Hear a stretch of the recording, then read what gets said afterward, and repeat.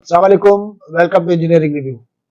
दुनिया जहान में यूनिवर्सिटीज को बहुत एक इम्पोर्टेंट मरकज़ के तौर पे जाना जाता है, रिकॉग्नाइज किया जाता है, क्योंकि यूनिवर्सिटीज जो हैं वहाँ से जो स्टूडेंट निकलता है या जो स्कॉलर्स निकलते हैं उनकी वजह से आपकी सोसाइटी में बहुत बड़ा चेंज आ जाता है। और दुनिया के एक्सपीरियंस ने ये साबित किया है कि यूनिवर्सिटीज ने दुनिया की बहुत सारी सोसाइटीज में इनकलाब बर्पा किया हुआ है। इस सारे दौर में जब इल्म और उसके साथ कनेक्टेड जो फील्ड्स हैं उसमें बहुत तेजी से इजाफा हो रहा है, तो यूनिवर्सिटीज के दरमियान कंपटीशन अपनी जगह पे, लेकिन एक बहुत बड़ा सवाल ये है कि हमारे पास वो कौन से स्टैंडर्ड्स हैं जिनको देख के किसी यूनिवर्सिटी को ड्रीम यूनिवर्सिटी कहा जा सकता है। यानी एक ऐसी यूनिवर्सिटी या एक ऐसा इदारा जिसका आप ख्वाब देखते हैं, और ऐसे इदारे ही यकीनन सोसाइटीज को चेंज करते हैं। हमारे पास ड्रीम यूनिवर्सिटी के लिए क्या स्टैंडर्ड्स हैं, क्या मयार है, क्या पैमाने हैं, ये सवाल लेके हम लोग आईओबीएम में बैठे हैं। और हमारे साथ डॉक्टर तारिक सुमरो साहब जो इस यूनिवर्सिटी के एक्टिंग डायरेक्टर हैं हमारे साथ हैं। हमें ज़रूर चाहेंगे कि सुमरो साहब की ड्रीम यूनिवर्सिटी किस टाइप की होनी चाहिए, और ख़ास तौर पे जब आप एक यूनिवर्सिटी को लीड करते हो। सुमरो साहब, थैंक यू सो मच, आपने टाइम दिया। Thank you for having me sir. University, dream university, मतलब ड्रीम तो ऐसा है ना जिसकी कोई लिमिट्स नहीं है, but if you define it, अगर एक किसी न किसी तरीके से उसकी पिक्चर ड्रॉ कर सके, तो आपके सामने कोई ऐसी यूनिवर्सिटी जो आपके सामने ड्रीम है। दुनिया जहान में बहुत सारी यूनिवर्सिटीज हैं जहाँ पे दाखिला लेना एक बड़ा ड्रीम है, क्योंकि वो बहुत उन्होंने बड़ा नाम कमाया है। आपके सामने ड्रीम यूनिवर्सिटी क्या है? अच्छा, बहुत ही अच्छा सवाल है। इसको मैं ज़रा थोड़ा सा आपकी उस्ताद हूँ तो दो मुख्तलिफ पहलुओं से इसको देखूंगा। अच्छा, इसको अगर हम एज नॉर्मल स्टूडेंट अगर देखेंगे कि भाई ड्रीम यूनिवर्सिटी इसमें हर कोई जाना चाहे, क्यों जाना चाहे, दो पर्सपेक्टिव मैंने कहा कि इसको मैं देखूंगा। एक तो पर्सपेक्टिव है कि यूनिवर्सिटी के जो ग्रेजुएट्स हैं उनकी जो है एक्सेप्टेंस किस तरह हो रही है। तो नॉर्मली पहले जो ज़माना था उसमें हम एजुकेशन हासिल करते थे इल्म के लिए, शऊर के लिए। अब जो एजुकेशन हासिल करते हैं हम एक जॉब के लिए या अपने एक मुस्तकबिल बनाने के लिए। तो एक तो परसेप्शन हमेशा ये होता है कि जी मैं जिस यूनिवर्सिटी में जाऊँ वहाँ से जैसे ही निकलूँ या उससे निकलने से पहले मुझे कोई जॉब मिल जाए और मैं जो हूँ उस पर रहूँ। तो अब इसमें ये होता है कि बहुत सारी यूनिवर्सिटीज़ हैं जिसमें हम चाहते हैं कि हम अपने बच्चों को दाखिला दिलाएं और जैसे वो पास आउट हों तो उनको कहीं ना कहीं अपना बिजनेस करें या फिर अपना अच्छी जॉब मिल जाए। लेकिन क्या वो यूनिवर्सिटी, अब इसको हम उस एंगल से देखते हैं कि फॉर एग्जांपल हम कहते हैं वो वाली यूनिवर्सिटी जो इम्पैक्टफुल यूनिवर्सिटी है, जिसमें इम्पैक्ट जो है सोसाइटी को भी मिल रहा है और स्टूडेंट को भी मिल रहा है, और जो स्टूडेंट भी क्योंकि पार्ट है सोसाइटी का।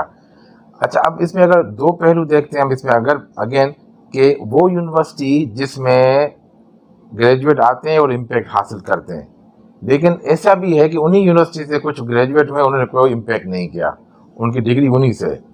ऑन द अदर हैंड कुछ ऐसी यूनिवर्सिटी है जो जिनको आप ड्रीम यूनिवर्सिटी ना कहेंगे, वो इतनी मशहूर नहीं है, मारूफ नहीं है, लेकिन वहाँ पर भी ग्रेजुएट आकर इम्पैक्ट दिखाता है और वहाँ पर ग्रेजुएट आकर इम्पैक्ट नहीं दिखाता।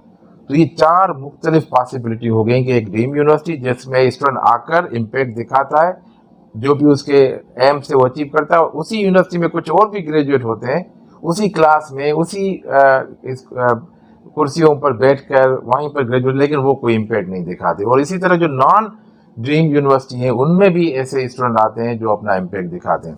तो इसको अगर इस पहलू में देखेंगे तो फिर हमारे पास जो करिकुलम है उसमें हम क्या पढ़ाते हैं। अच्छा, अब मसला ये होता है कि हमारा जो करिकुलम होता है वो बड़ा ही एक्रेडिटेशन बॉडीज, आपको इल्म है कि हमारे पास इंजीनियरिंग में जैसे पीईसी है, कंप्यूटिंग में है, हमारी जो बिजनेस की करिकुलम है, तो वो उनका एक मैकेनिज्म है कि आपने फला कोर्स पढ़ाना है, फला पढ़ाना है। अब देखा जाए कि सारी यूनिवर्सिटी पाकिस्तान में वही कोर्स पढ़ा रही हैं जो एक्रेडिटेड हैं, तो फिर यूनिवर्सिटी ए के ग्रेजुएट जो है ज़्यादा जॉब इजीली ले लेते हैं और ग्रेजुएट बी के जो स्टूडेंट्स हैं वो नहीं लेते। ये क्यों होता है? ये क्यों होता है? क्योंकि जो उस्ताद वो वही करिकुलम पढ़ा रहे हैं वो किस तरह पढ़ा रहे हैं। तो मैं जब एक यूनिवर्सिटी को देखता हूँ तो मेरा एक पेपर भी उस पर है कि मैं 3 चीज़ें देखता हूँ, फैकल्टी, फैसिलिटी एंड लोकेलिटी। ये 3 पहलू हो गए एक तरफ, और अगली तरफ हो गया कि स्टूडेंट्स की जो है एक्सेप्टेंस इन द मार्केट। तो ये 2 पहलू इस तरह हो गया। अब यूनिवर्सिटी का जो स्ट्रक्चर है वो कहाँ है, यूनिवर्सिटी किस तरह बनी हुई है, उसका कैंपस क्या है, ये हमारा हो गया लोकेलिटी। लोकेलिटी में ये भी आता है कि आपका स्टूडेंट का एक्सेस है इजीली। यहाँ पहले के ज़माने में होता था कि यूनिवर्सिटी शहर से बाहर बनती थी कि लोग जाएं और वहाँ करें। अब ज़माना बदल गया है। पाकिस्तान में देखें कि विद इन सिटी आपकी यूनिवर्सिटीज़ है, लोकेलिटी एक बड़ा इंपॉर्टेंट फैक्टर है। उसके बाद आते हैं जी फैकल्टी और फैसिलिटी। अच्छा, फैसिलिटी के ऊपर भी बहुत सारा कंट्रोल हो सकता है। एक्रेडिटेड बॉडीज कहती है आपके पास ये होना चाहिए, इस तरह होना चाहिए। वो तो नाप भी कर लेते हैं, उनकी इस नाप के हिसाब से आपके पास इतना एरिया होना चाहिए, वो भी अचीवेबल है। लेकिन व्हाट अबाउट फैकल्टी? देखिए, फैकल्टी ने बड़ा रोल अदा करना है। फैकल्टी वही कोर्स यूनिवर्सिटी ए में पढ़ाए या यूनिवर्सिटी बी में पढ़ाए, वो इम्पैक्ट हो सकता है, वो उस स्टूडेंट को वो ड्रीम यूनिवर्सिटी कहला सकता है। इसका मतलब है कि अगर मिसाल के तौर पे अगर आप बहुत ही सम करूं ब्रीफली, एक ऐसी यूनिवर्सिटी ड्रीम यूनिवर्सिटी हो सकती है या हमारा ड्रीम हो सकता है जिसका सोसाइटी पे इम्पैक्ट देखें तो हमें पता चले कि सोसाइटी में चेंज आया। 100% में 50% लोग ऐसे होंगे जो पर्सनल फ्रंट पे इम्पैक्ट शो करेंगे, आपको नजर आएगा। लेकिन 50% लोग ऐसे भी हो सकते हैं जिन्होंने एजुकेशन को जस्ट अपनी अप्रोच को बेहतर बनाने के लिए लिया, राइट। तो मतलब हमारे पास ये जो एक स्ट्रक्चर बन जाता है या एक आपका एक खाका बन जाता है, उस खाके को देख के अब यहाँ आप IOBM में है माशाल्लाह, तो इस खाके के कितनी नजदीक तर है आपकी यूनिवर्सिटी या आपने बनाने की कोशिश की हो? बड़ा अच्छा सवाल है। अगर हम देखें लोकेलिटी वाइज और फैसिलिटी वाइज तो हम कॉम्पीट कर रहे हैं। अच्छा, हमारा करिकुलम जैसे बिजनेस का है, we are in W category. तो इस वक्त पूरे पाकिस्तान में 9 यूनिवर्सिटीज़ हैं जिनको W कैटेगरी का स्टेटस मिला। ये पीछे सर्टिफिकेट पड़ा हुआ है। हमारे लीडर्स के लिए जरा बता दें कि W कैटेगरी बिजनेस स्कूल में इस तरह होता है कि आपकी जो एक्रेडिटेशन है अब 5 साल के बाद होगी। तो वो आपके ऊपर वो बिलीव करते हैं कि आप यू आर डूइंग गुड। अब हम अगले 5 साल के बाद आपको एवल्यूट करेंगे। अगर X में होता है तो 4 ईयर या 3 ईयर, Y में 3 ईयर, इस तरह उनका। The more years you get it, the more you are accredited। और तो W is the highest category. तो 5 साल के हमारी जो एक्रेडिटेशन हो गई थी 20th में, तो अभी 25 में दोबारा रिपीट होगी। तो ये एक निशानी है, एक साइन है कि वी आर डूइंग गुड। अच्छा, अब आते हैं फैकल्टी के ऊपर। अब फैकल्टी के ऊपर, क्योंकि मैं खुद फैकल्टी हूँ, मैं फैकल्टी से ग्रो करके मैं आज एडमिन पे आया हूँ, तो इस पे हम काम कर भी रहे हैं और एक इन्वायरमेंट है और इस पे काम, मतलब कोई ऐसा नहीं है कि मैं कहूँ कि हमने कोई परफेक्ट कर लिया। हमने काफ़ी चीज़ें बेहतर की हैं फैकल्टी के लोड के ऊपर। अच्छा, अब मसला एक और भी है हमारे लिए। हमारी जो बॉडीज़ हैं, HEC हो गई या एक्रेडिटेशन बॉडीज़ होगी, उनकी जो एक्सपेक्टेशंस है ना हमारी यूनिवर्सिटी से, वो ज़रा डिफरेंट है। अगर अमेरिका में देखते हैं तो अमेरिका में 2 किस्म की यूनिवर्सिटी होती हैं। एक को कहते हैं हम रिसर्च ओरिएंटेड, एक होती है जी कोर्सेज या प्रोग्राम रिलेटेड। उनका काम होता है पढ़ाना है, प्रोग्राम करना है। तो अंडर ग्रेजुएट यूनिवर्सिटी जो भी होती हैं वो सिर्फ और सिर्फ प्रोग्राम होते हैं, उनको पढ़ाते हैं। अच्छा पढ़ाते हैं, जहाँ से बेसिकली बल्क में बंदा निकलता है जाके मार्केट में फिट हो जाता है। Research is that bigger picture को आप एग्जैक्टली अब रिसर्च आपने जो इम्पैक्ट करना है सोसाइटी में, वो फिर रिसर्च यूनिवर्सिटी। अच्छा, अब अगर मैं यूएई में भी देखूँ इस तरह का बिल्कुल सिस्टम, यूएई में मैंने 14 ईयर काम किया है, तो वहाँ पर भी इसी तरह के कुछ यूनिवर्सिटी सिर्फ और सिर्फ प्रोग्राम्स के ऊपर फोकस की हुई। कुछ यूनिवर्सिटी जैसे ब्रिटिश यूनिवर्सिटी दुबई में, उनमें वहाँ पर रिसर्च बेस है, बड़े थिंक टैंक है जी, मास्टर्स एंड PhD, उसके अलावा कोई अंडर ग्रेजुएट प्रोग्राम नहीं ऑफर करते उनको। अच्छा, वो जाहिर बात है उनका एक एम है, उसी एम के तहत चल रहे हैं। लेकिन बदकिस्मती हमारी ये है कि हमारी HEC जो है हमें चाह रही है कि हम दोनों में प्रोग्रेस दिखाएं। हमारी जो रैंकिंग है, उनका जो दारो मदार है, वो दोनों फील्ड्स में है। अब हम क्या करेंगे? हम अपनी फैकल्टी को, जब एज एडमिनिस्ट्रेटर मुझे जब HEC कहता है कि आपने ये मुझे पेपर इतने दिखाने हैं, मुझे इतने ये करना है, तो मैं अपनी फैकल्टी की तरफ वो जो लोड डाइवर्ट करूंगा कि आपने भाई ये भी करना, क्योंकि देखिए रिसर्च तो फैकल्टी के थ्रू होगी। अब वो फैकल्टी उसने कोर्सेज भी पढ़ाने, उसी फैकल्टी ने रिसर्च भी करनी है, उसी फैकल्टी ने कमेटीज का काम भी करना है, जो कि नॉर्मल हमारी रूटीन होता है कि जी जैसे कोर्स फाइल कमेटी हो गई, जैसे हमारी दूसरी कमेटीज हैं, तो वो भी काम करना है। तो अब वो एक फैकल्टी बेचारा क्या क्या करे। तो हमने अपनी फैकल्टी को ओवरलोड कर दिया है। अच्छा, इस पे हमने काफ़ी काम किया है और रिसेंटली 1 साल कंप्लीट हो गया हमें। हमने एक फ्रेमवर्क, मेरे ख्याल में पाकिस्तान में ये पहला फ्रेमवर्क होगा जो कि IOBM ने, क्योंकि मेरा कुछ एक्सपीरियंस था UAE का, फिर यहाँ के जो दोस्त मेरे कोलीग्स थे, हमने मिलकर उसको हमने पिछले साल अपनी BOG से अप्रूव करवा लिया। ये हमने बनाया है IOBM एकेडमिक एक्सीलेंट फ्रेमवर्क। अच्छा, अब उसको इम्प्लीमेंट करने की बारी है। तब इम्प्लीमेंट इस तरह होगा कि हमें वी नीड मोर फैकल्टी। जब हम उनका कोर्स लोड कम करेंगे तो जाहिर बात है, एक अंदाजा कर लें, एक PhD फैकल्टी 3 कोर्स मेरी पढ़ा रही है। अब मैंने उनको कहा कि आप 2 या 1 पढ़ाएं, तो आपकी ये रिस्पॉन्स, तो मुझे 2 और फैकल्टी मेंबर चाहिए PhD। अच्छा, इस वक्त हमारे पास वो मिल नहीं रहे हमें, हम we are short of faculty members in computer science, in all other fields. अच्छा, अब जब वो मुझे फैकल्टी मिलेंगी तभी तो मैं उनका कोर्स लोड कम करूँगा। तो हमने फ्रेमवर्क तो अच्छा बना लिया है, लेकिन उसको इम्प्लीमेंट करने के लिए हम बड़ी कोशिश कर रहे हैं। लेकिन उसके लिए जो आपको कंटेंट चाहिए, फैकल्टी इज अ कंटेंट, जो आपको चाहिए वो अवेलेबल नहीं। जी बिल्कुल। Why that so?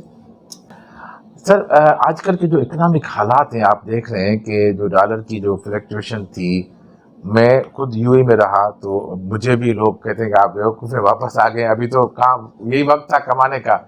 अब मैं जब छोड़ के आया तो उस वक्त दरहम फॉर एग्जांपल 28 रुपीज़ का था, अब वो 80+ रुपीज़ का हो गया है।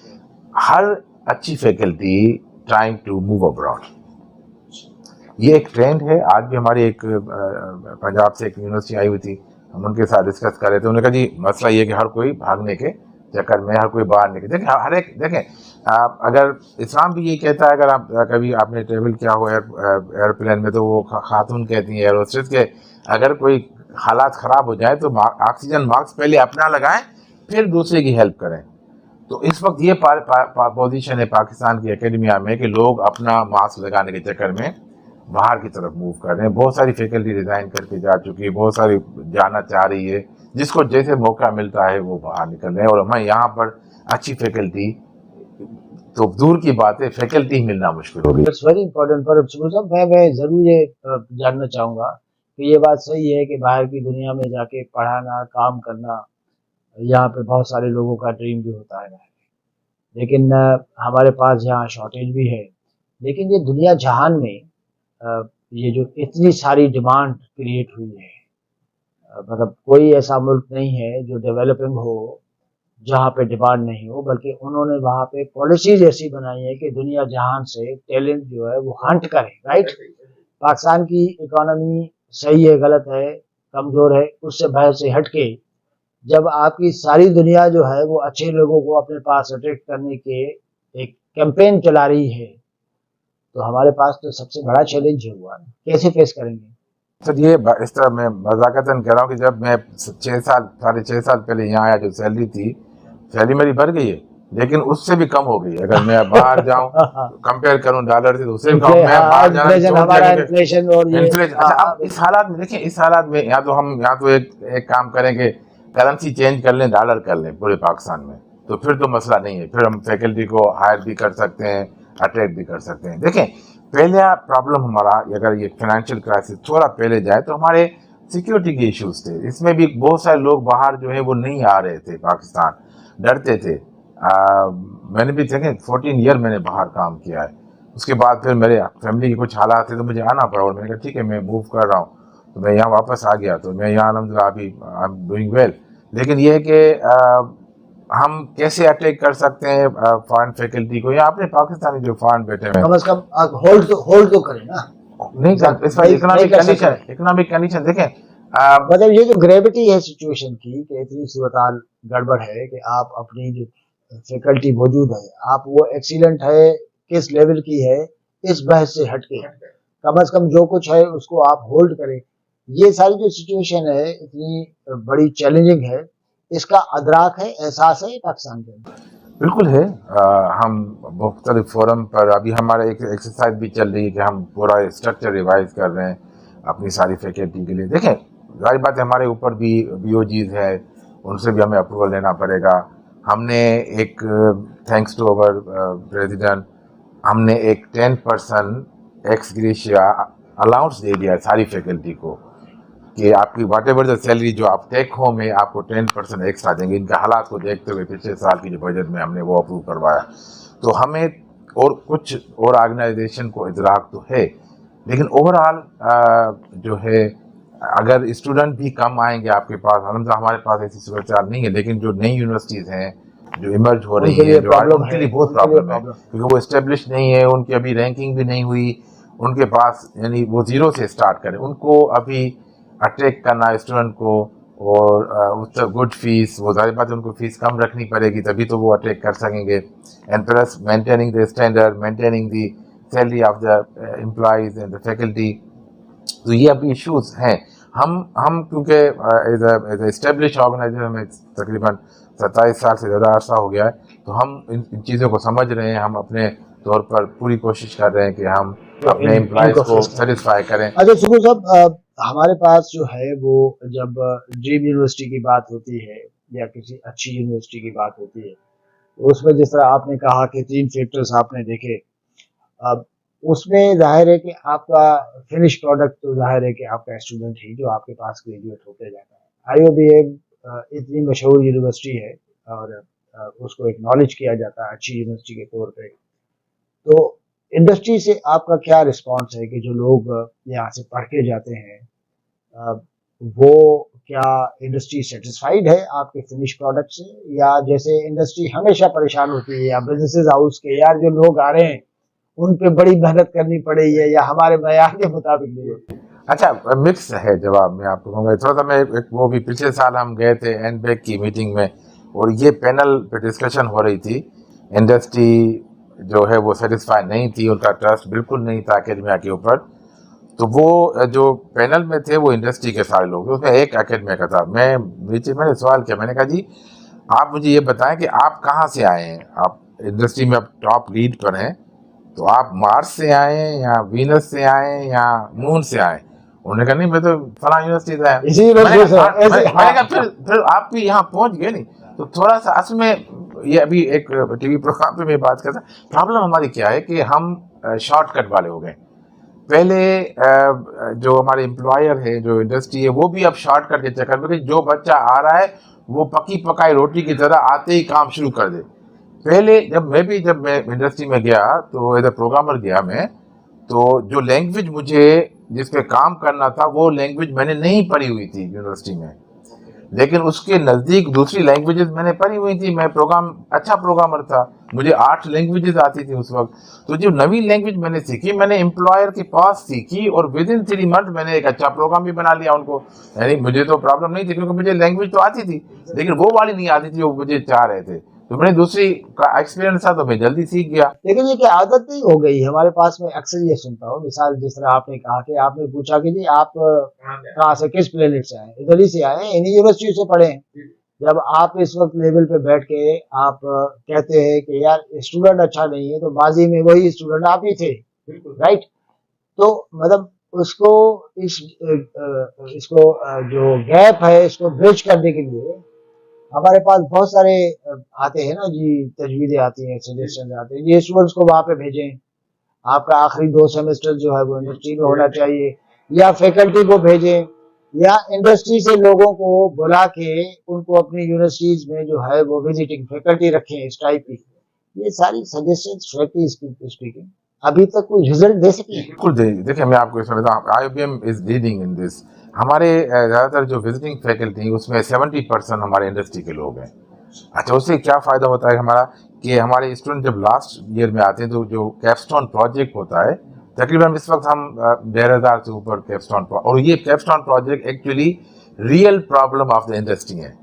अच्छा, उसमें फिर फ़ायदा क्या होता है कि हमारे 60 to 70% जो एम्प्लॉयर वही कंपनियां उन्हीं बच्चों को ले लेते हैं। तो इसलिए हमारा मार्केट में अल्हम्दुलिल्लाह अच्छा नाम है। आप वही कंटिन्यू करूँगा तो इस वक्त क्योंकि 27 साल हो चुके हैं तो तकरीबन डबल फिगर में हमारे एलुमनाई आ चुके हैं जो कि इस वक्त सी लेवल पोजीशन पर हैं। तो इसका मतलब ये कि एक्सेप्टेंस है। बाकी मार्केट में दूसरी यूनिवर्सिटीज़ भी हैं, उनके भी एक्सेप्टेंस, ऐसा नहीं कि सिर्फ हमारी। लेकिन क्योंकि अगर आप देखेंगे, फॉर एग्जांपल मैं नाम नहीं लेता, अगर एक बैंक का नाम लेंगे तो उसमें आप ज़्यादातर अलमनाई हमारे मौजूद होंगे, या किसी और यूनिवर्सिटी में जाएंगे तो सबसे ज़्यादा अलमनाई हमें आप हमारे देखेंगे।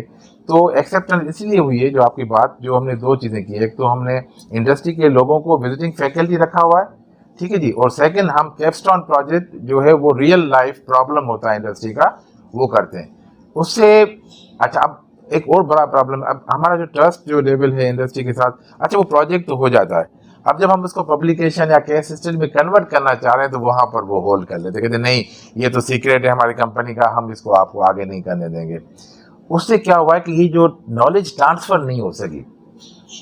अभी हमने लास्ट 2 मंथ्स पहले हमारी एक मीटिंग थी जिसमें फिर डिस्कशन हुआ इसी बात पर, तो हमने फिर एक हमारा डायरेक्टर रिसर्च है, उनको हमने ये सौंपा है जॉब कि अब आप इसमें से जितनी भी परसेंटेज निकल सकती है आप कांटेक्ट करें दोबारा, क्योंकि कुछ चीज़ें तो पुरानी हो गई, उसको देखें जैसे अमेरिका में रूल है कि जो चीज़ें होती हैं इतने सालों के बाद डिक्लासिफाई हो जाएगी, तो उसके ऊपर हम चाह रहे हैं कि कुछ केस स्टडी में कन्वर्ट करें। लेकिन इसका कोई मैकेनिज्म होना जरूरी है जी बिल्कुल, सारी नॉलेज जो है वो हकीम की तरह एक जगह पे। हाँ, इसमें सिर्फ देखें सारी दोनों हाथ से बचती है, हम तो तैयार हैं, लेकिन अगर अगला जो इंडस्ट्री हमारा पार्टनर है वो उसको अलो कर दे हमें, तो will be in a better position. अच्छा डॉक्टर साहब, कौन सा ऐसा इशू है जो आप समझते हैं इतनी सक्सेस के बावजूद और आपको डब्ल्यू स्टेटस मिल रहा है, आपकी जो है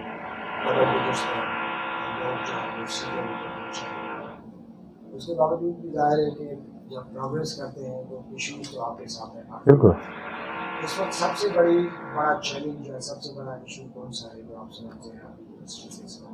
सर इस वक्त तो हमारा बड़ा चैलेंज यही है, फैकल्टी रिटेंशन। अच्छा, स्टूडेंट रिटेंशन का कोई इशू नहीं है, स्टूडेंट अलहमदिल्ला हमारे पास 4,000 आते हैं, हम 1,000 के करीब उनको लेते हैं, तो हमारे पास वो रेशो बड़ा अच्छा है।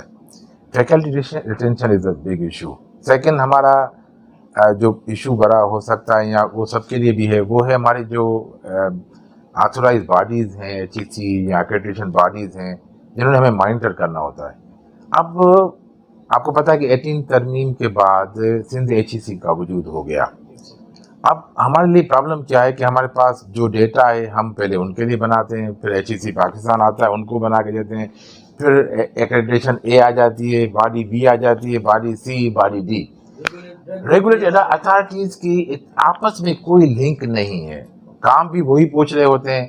तो ये मेरी हमेशा जब भी मैं मीटिंग्स में होता हूँ HEC की, मैं उनको कोशिश करता हूँ, अभी भी बात हुई थी, even chairman HEC Pakistan, chairman Sindh HEC इस बात पर मुत्तफिक हुए कि एक विजिट की जाए यूनिवर्सिटी की, जो भी आपने पूछना है दोनों टीमें मिल के आए, लेकिन अभी तक वो ख्वाब जो है वो पूरा नहीं हुआ, काफी नहीं हुई। लेकिन ये एक बड़ा मसला, ये मेरे ख्याल में सारी पाकिस्तान यूनिवर्सिटी का मसला है कि रेगुलेटरी बॉडी हो, अच्छी बात है, मैं उनसे डिनाई नहीं कर रहा, हम उनको हमेशा डेटा प्रोवाइड करते हैं, वो गाइड करें हमें, वो पुलिस वाले किरदार वाला भी ना हो कि जी आपने। अच्छा, अब यहाँ पर एक और भी मसला है हमारे साथ कि जो मैं भी खुद एविडेटर हूँ, कंप्यूटिंग प्रोग्राम का एविडेशन करता हूँ, और कुछ और हमारे पास एविडेटर आते हैं। अच्छा, वो आते हैं, वो समझते हैं कि जो हम प्रैक्टिस करें वो बेस्ट है, अब आप नहीं करें तो आपको, अब वो फिर इस तरह की कमेंट देते तो मुझे वो होता है भाई आपने जो लिखा है अपने स्टैंडर्ड्स में हम उसको फॉलो कर रहे हैं, आप उससे ज़्यादा करें अच्छी बात है, हमें आप गाइड कर दें, ये अब हमारे ऊपर फर्ज न कर दें। तो ये जो चीज़ें होती हैं, कुछ जैसे PEC बड़ी मैच्योर हो चुका है अल्हम्दुलिल्लाह, PEC की जब विजिट होती है तो हमें खुशी होती है, लेकिन दूसरे इदारे अभी थोड़े से मैच्योर हैं। जी, ये चैलेंज था जी जी, अब इस वक्त तो अल्हम्दुलिल्लाह मैच्योर हो चुका है। कोई एक्सपेंशन के प्लान्स हैं, कोई और नया एडिशन होने जा रहा है, नए प्रोग्राम्स जी इस टाइप की कोई चीज़? जी, इसमें 2 एक्सटेंशन पे हम काम करें, तो कुछ प्रोग्राम्स हम, क्योंकि देखें अभी जो मैं 5 to 10 ईयर देख रहा हूँ, हम कंप्यूटिंग की तरफ ज़्यादा बढ़ेंगे। ये हमारा यूनिवर्सिटी जो है, जो हमारा इंस्टीट्यूट है, इसमें हम नॉर्मली 4 कॉलेजेस हैं, 4 फैकल्टीज़ हैं, जिसमें ज़्यादातर हमारा जो है वो बिज़नेस है, लेकिन कंप्यूटिंग भी है, इंजीनियरिंग भी है और सोशल साइंसेज भी है। तो मैं अभी एक चीज़ देख रहा हूँ कि हमारे कंप्यूटिंग में ज़्यादा होगा, तो इसमें हमने कुछ कंप्यूटिंग के प्रोग्राम्स के अभी हमने हाल ही में एकेडमिक काउंसिल से उनकी अप्रूवल लिया है, तो हम उनकी तरफ भी जा रहे हैं। सेकंड, हमारे पास अक्रॉस द रोड एक प्लॉट है जिसमें IT पार्क का हम सोच रहे हैं, उस आईटी पार्क में हमारा ये मकसद होगा कि शॉर्ट कोर्सेज स्पेशली जो बच्चे मैट्रिक या इंटर कर चुके हैं, अफोर्ड नहीं कर पा रहे आगे, तो कम से कम वो कुछ हैंड्स ऑन ट्रेनिंग कर लें।